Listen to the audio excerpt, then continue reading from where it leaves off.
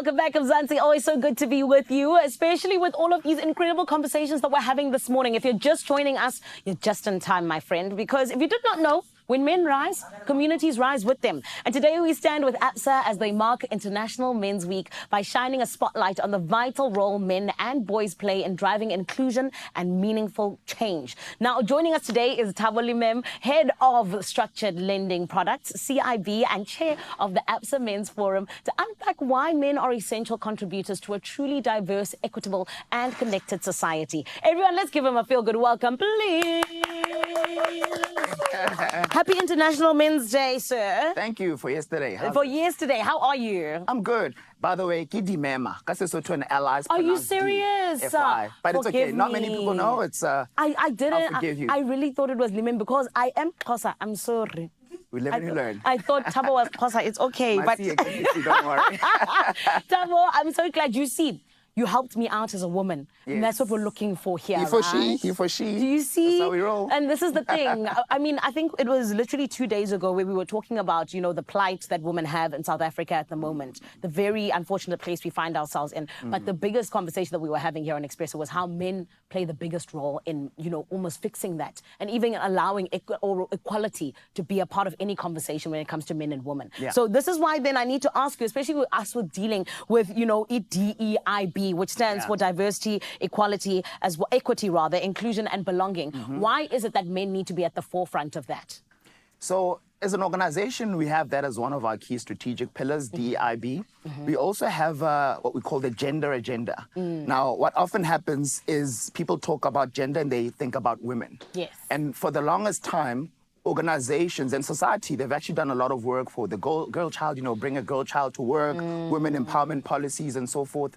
So we decided as an organization to say, you know, are we doing this correctly? Do we feel like, because inclusion is one of our values, right? Yes. So we had a few conversations and said, let's actually establish a forum because women themselves said we need to have men to be part of the conversations because issues of gender do require collaboration. Yes. So the unintended consequences also of focusing on women and girls means what about the boys? What happens to the boy child? Men in the workplace have a lot of stress, they have a lot of pressures. We know that South Africa and many countries have some of the highest suicide rates in the world, men specifically. Men, when they start suicide, they finish it, right? We have a good job at killing ourselves. And the pressure really means that there are mental health issues, there are various things that men deal with that we need to meet them in the workplace with. Yeah. So as a workplace forum, we focus on being active allies, so we actually need to support women. Yeah. That's one of the things that we advocate for as a men's forum. But we also say, let's take care of men, let's take care of ourselves. We can't pour from empty cups. Yes. So health and wellness is quite a big thing. We touched on gender-based violence, and in the workplace, we also speak about harassment. So we need to learn and understand that. Yeah. And if I see another colleague doing something inappropriate, I actually need to call him out and not be a bystander. So our forum is really about creating a workplace that is inclusive, a workplace that aligns with our employee value proposition, which is come as you are. Yes. And we work with our women's forums and obviously men, women, everybody in between. There's a spectrum forum for our LGBTQ plus colleagues. We work with them too and other stakeholders. So, yeah. That's incredible. I mean, if these are the conversations we're going to be having in Men's Week, it must be Men's Week every week, because they're such important conversations. It's Movember, right? So we've also occupied the month. That's also true. That's also true. But I also love the fact that at the heart of it, you know, yes, it's men talking about how you need to look after your mental health, because like you said, it's so important. But I also love that the conversation is about how can you help out women in terms of really just evening the playing field. So then let's talk about that, because you touched on it in terms of allies. Because we know that sectors such as mining, engineering, even the banking sector can sometimes be male-dominated. How can men play their role in terms of being allies? So I think a lot of this is historic, right? If you can look at a lot of sectors, everything starts at school. You look at STEM subjects, you need to develop the pipeline of talent that will ultimately enter the world of work, right? But I think in the workplace and active allyship, organizations such as ours in the financial sector, about 60% of our workforce is women. But if you look at a leadership level, we don't have a lot of women occupying those spaces.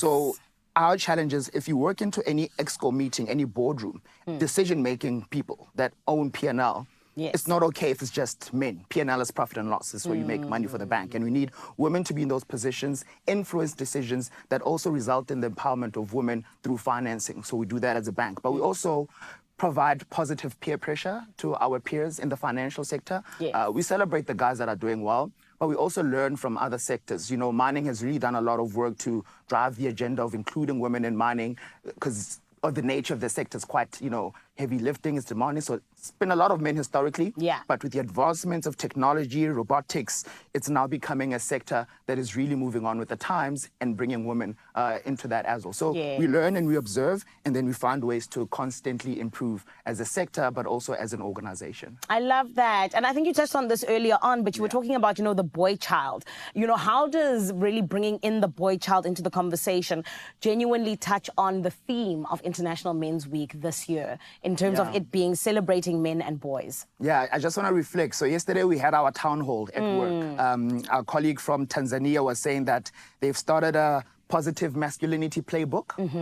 In this playbook, they will use it to they have these sessions called Boys to Men. Yes. Not the singing ones, but the ones where they actually teach young boys how to be men and they're driving positive masculinity. Yes. In the Seychelles, they're doing DIY sessions. You know, how to fix a light bulb, what is a screwdriver, how to use it. So they're doing that with men, but they're also inviting boys. Yes. Especially because you have an issue where boys come from households sometimes that don't have present fathers. Yeah. Or sometimes they're there, but they're not there, if you know what I'm saying. 100%. So really, it's very important for the young boys to have role models that are positive in this day and age. Yes. We also want to make sure that, you know, through the work that we do, there's an organization called Prime Stars. What About the Boys? Wonderful movie. If you haven't seen it, I recommend it. We partner with them. We have about 50 Absa male colleagues who are Absa mentors. After every movie, we unpack the movie. What have the boys learned? They talk about GBV. Because we've been trained on GBV, a boy asks a question, to next door, someone beats up the wife. What do I need to do? Tutizela care centers are there. This is what you need to do to disrupt the process.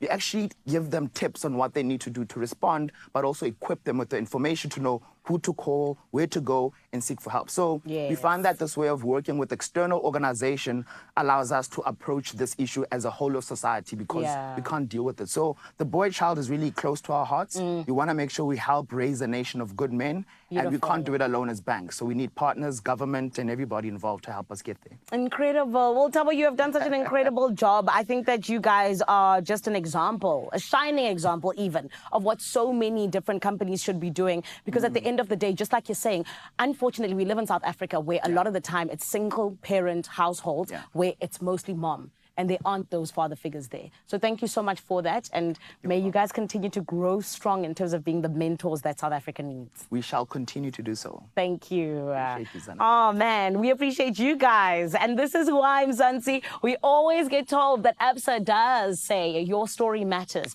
And that's what they're saying in International Men's Week, that men, your story matters. And also in terms of it mattering, so does that of the woman around you and how you can uplift them. And we thank Absa for joining us and helping us celebrate men and boys and the role that they play in shaping a better tomorrow and, of course, a more safer future. These are the types of conversations and safe spaces that make all stories feel seen and heard. And this is why we appreciate all the incredible work that Absa is doing.